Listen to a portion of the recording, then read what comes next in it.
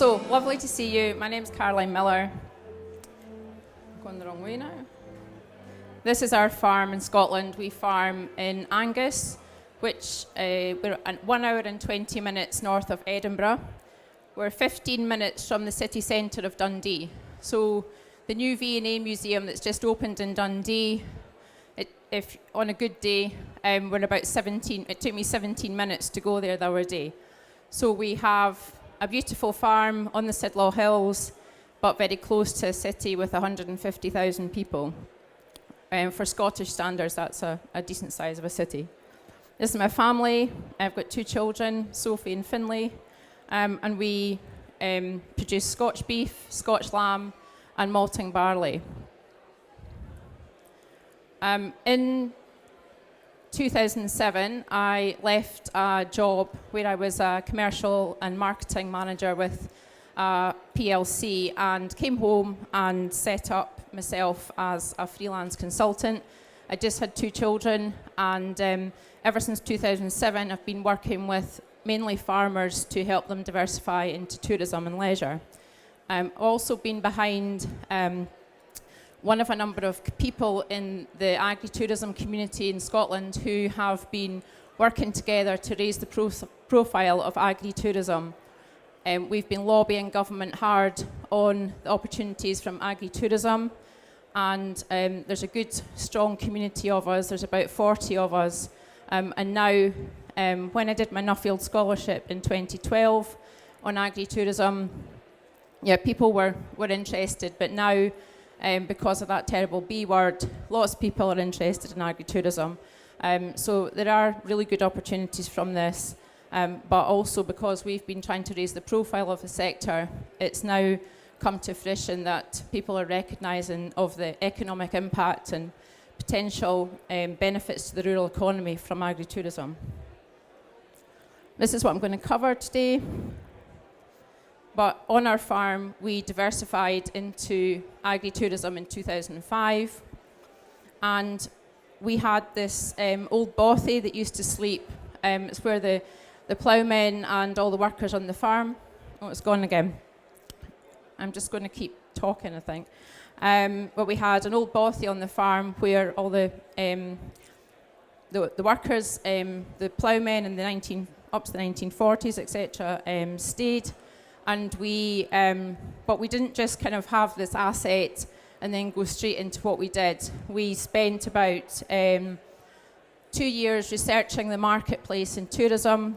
We travelled a lot. We stayed in a variety of accommodation.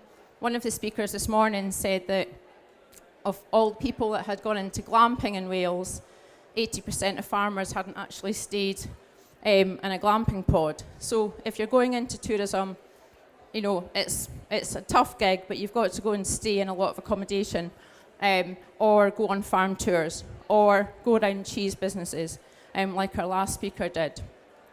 It's really important to research the market, and don't just look over the farm gate at your neighbour and see what he or she's doing. You've got to try and identify an opportunity for yourself. Still don't have any slides, but anyway, I'm going to keep going. If you could see this slide, it would say that it's important to understand what the market opportunity is. So do you understand the market? We are in a very niche market where we have 5-star luxury hideaways for couples. What are these people's pain points? So when you're in a business, you are addressing people's pain points. What I mean by that is that if you take a couple, we have couples who have just met, who are proposing, who are getting married, who are on honeymoons, and then we've got people who are escaping their children, the next level of their relationship, and then we've got people who are celebrating anniversaries and birthdays. We've got people who are having a rocky marriage and are trying to make it work. And they say to you, we're here to make our marriage work. It better work after 3 days. And you feel like you've got the pressure of that on you. There's people who are definitely their marriage isn't working and they're not there with their partner. That's fine as well, because we need the money. And I'll take money off anyone for our business. And then we have, people that are on their second time round and stuff. So But you've got to understand the market that you're in and the opportunities that presents. Sorry, now I can't even see my own slides, so. All right. Whole day making these slides as well. Okay, so now the next slide, if you could see it, was service. What's really changed over the last number of years since we started our business in 2005? I've found that people's level of service they expect has grown dramatically. You have to give a very, very good service to people. Doesn't matter if you're 5-star, you're 3-star, your budget, we're back. You know, the level of service that you have to give, people are expecting more. We are not selling accommodation. We're no longer selling accommodation. We are making people feel special. And what you need to do is, whether somebody's coming to stay glamping, on a farm tour, buying your cheese, buying your raw milk, you're trying to make them feel good about themselves. So that has changed dramatically. We had people who, I'll give you an example of this. During the Beast from the East last year, I'd done a whole day out on the hill, 3 balaclavas, it was -10, absolutely freezing, seen to guests, into a hot bath, sit in front of the television at 10 o'clock at night, and someone phones in to say, despite 3 feet of snow, they were having a barbecue, and the bulb outside over the barbecue had blown, and could I come and put a new bulb in? How did I feel about doing that? I just had to say, I'll be there in 5 minutes, and to smile and do it. So a lot of farmers do not realise that this is not easier than sheep, cows, barley, dairy. This is as difficult, if not more difficult. Sheep do not phone you at 10 o'clock at night saying they're needing more bedding, but people in glamping pods, in accommodation, phone you at 10 o'clock at night and you need to go. And that means if you're going away out for dinner, you need to come back, or you need to have staff. So that's really important. Sorry, and I can't see my slides.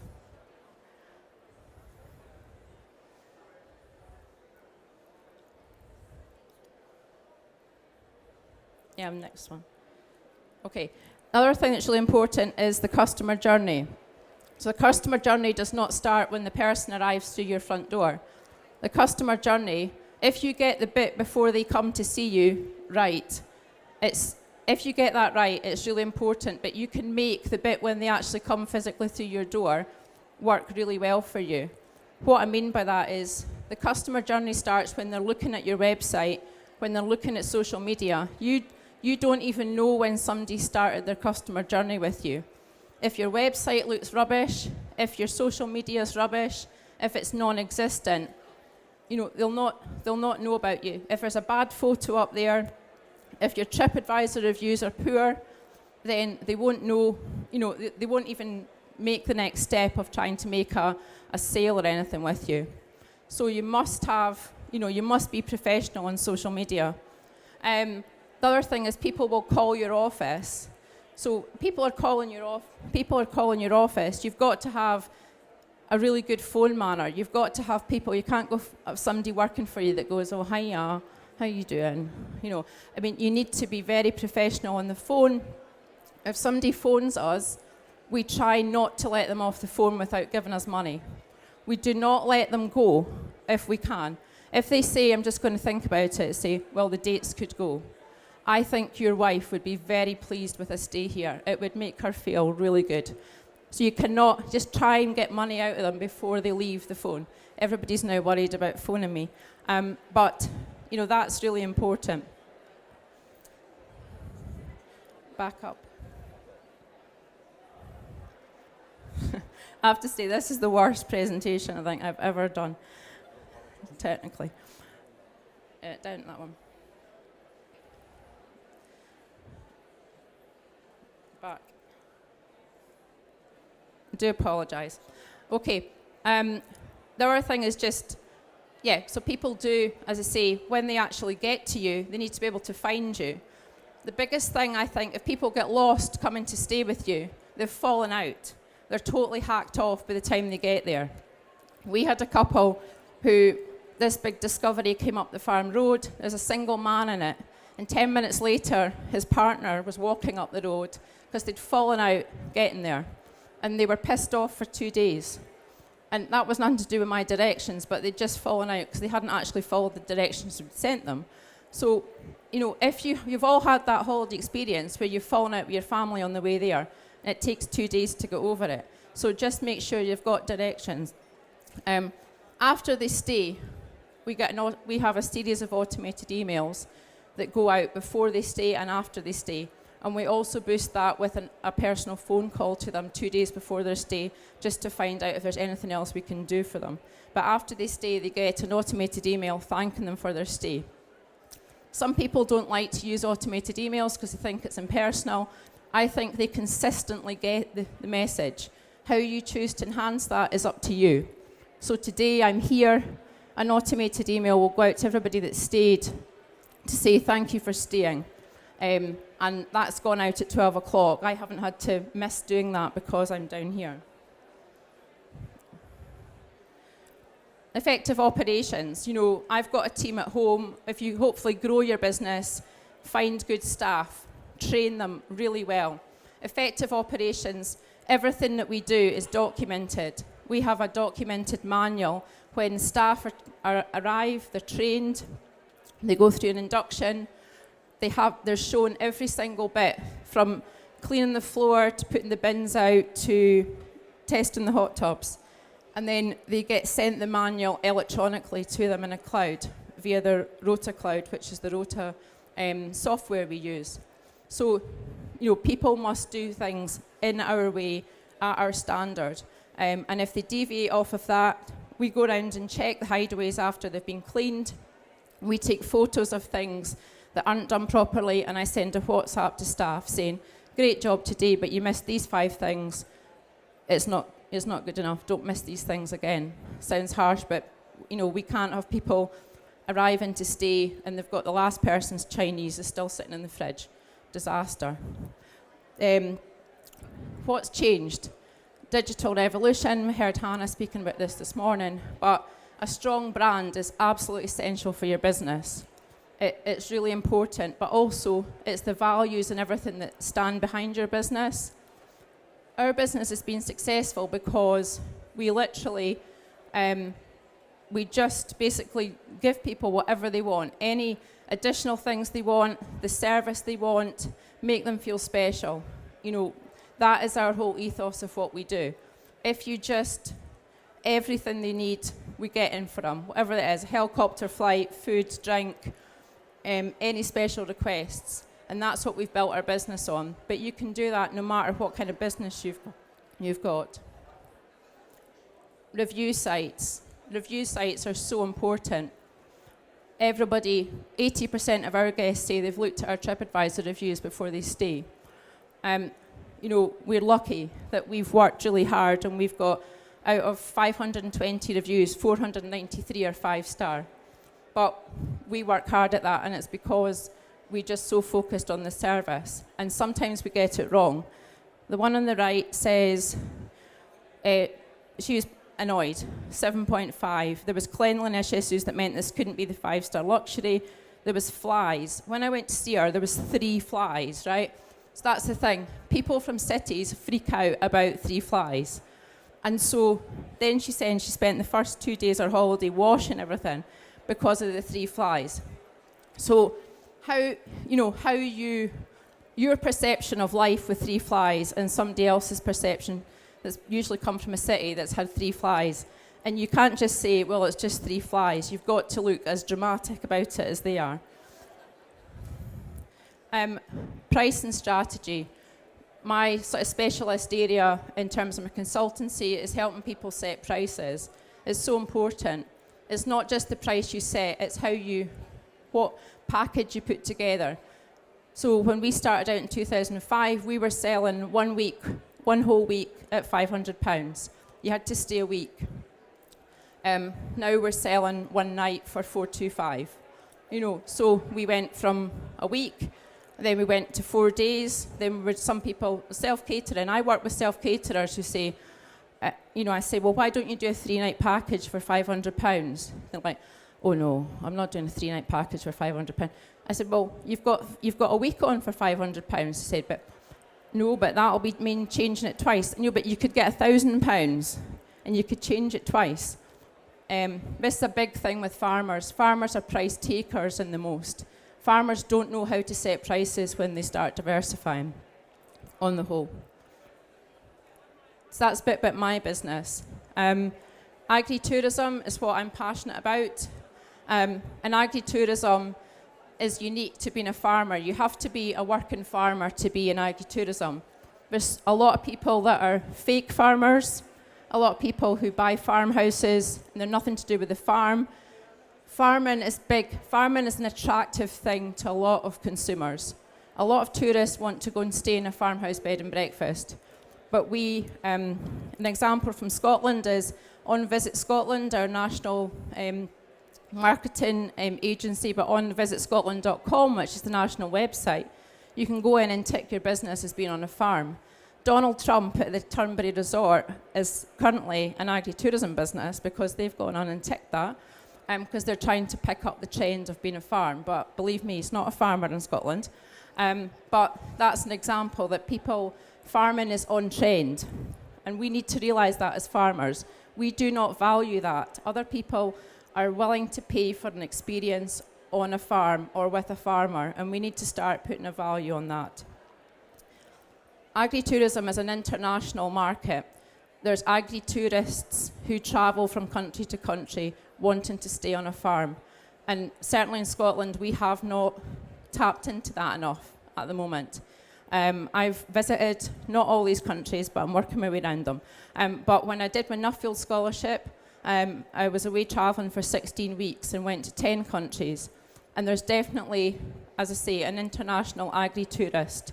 And I don't think in the UK we're making enough opportunity from that just now.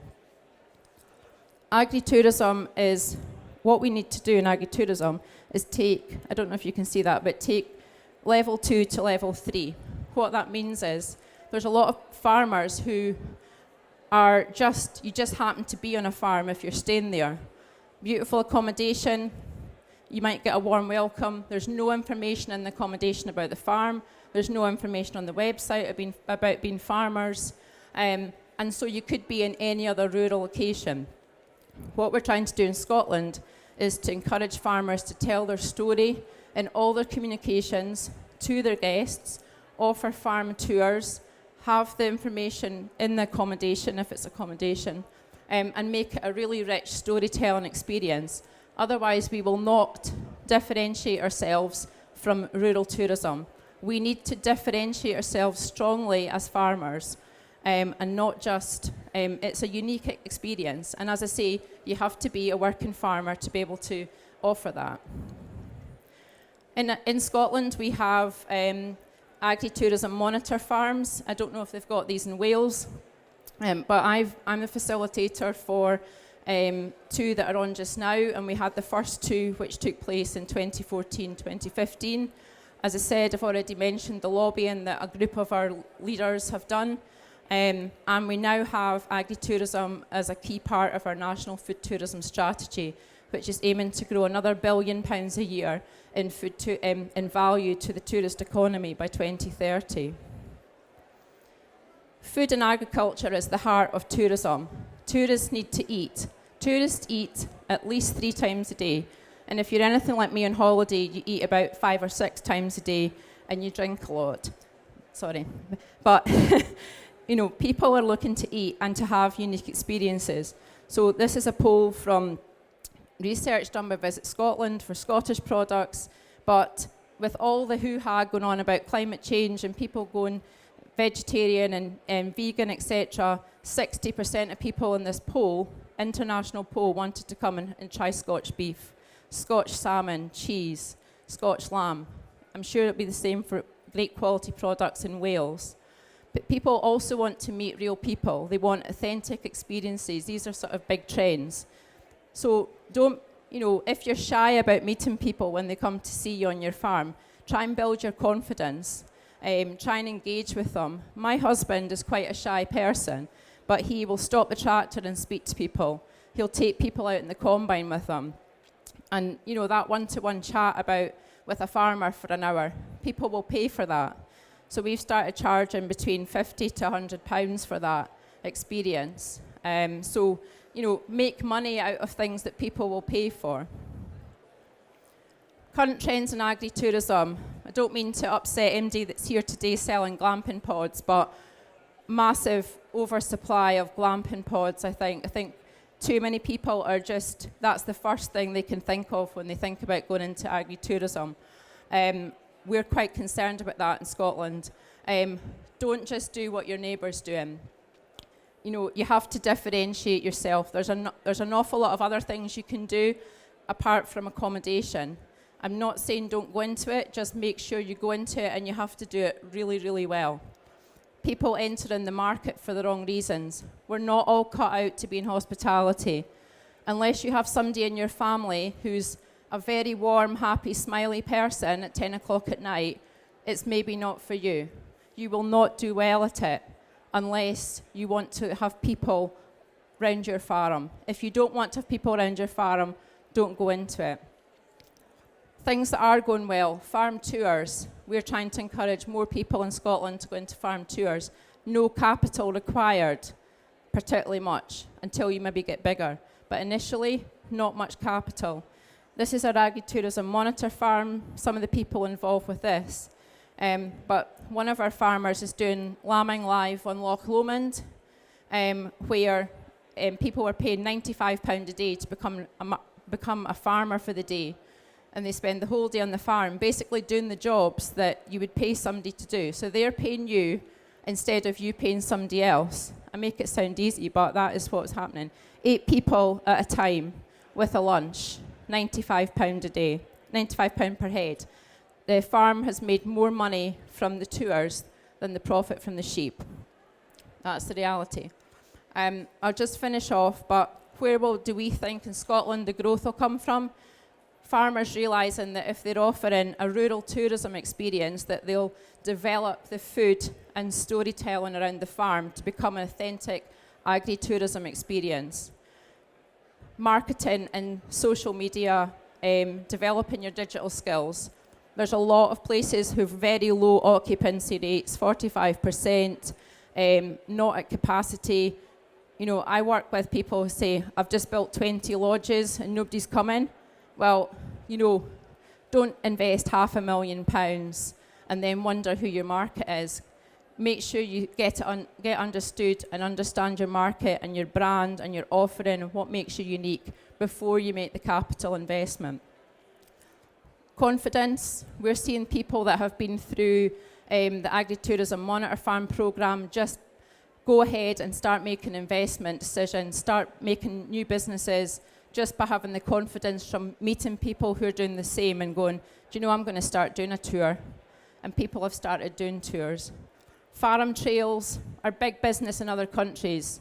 Just now, in the east side of Canada and the United States, there's a 2,000-mile agri-tourism trail going in that they're working jointly cross-border on, 2,000 miles of farm trails. We don't have anything like that up in Scotland, and I don't think you do in Wales. Maybe you do. But, these things, being a farmer for a day, as I say, that's the ultimate thing for us. Somebody is paying us to come and help us for the day would be fantastic. There's some great best practice in Scotland. You're very welcome to come north, and I'd be happy to show you some of these businesses. And then there's some great places I visited across the world. I don't have time for all my slides from across the world. My husband says I'm never at home. But if you go one place in the world, I would go to this place in Italy. I was 6 weeks in Italy when I was doing my Nuffield scholarship, which was obviously a tough gig when I went to Tuscany for the summer. But I have taken groups of farmers back to Tuscany and Umbria almost every year since then. And this is a fantastic lady making cheese, milking goats and sheep by hand. Great restaurant. You can go and stay there on a UNESCO World Heritage Site.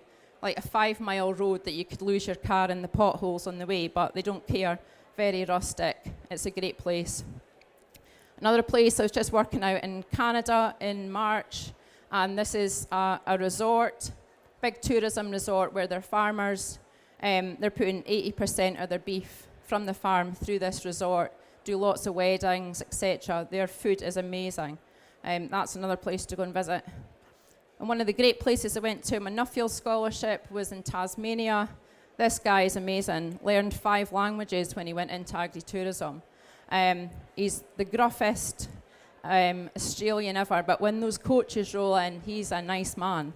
You know, and he is a nice man out with that, but he was swearing like a trooper until they arrived, and then he said, "G'day, welcome to my farm," you know, and then he talked to them in Mandarin that particular day, did the whole tour in Mandarin. Absolutely amazing. And he had a multi-million-dollar business based on mainly showing people the poo of nocturnal animals that he couldn't actually show them through the day, and shearing sheep. So there you go. Thank you very much.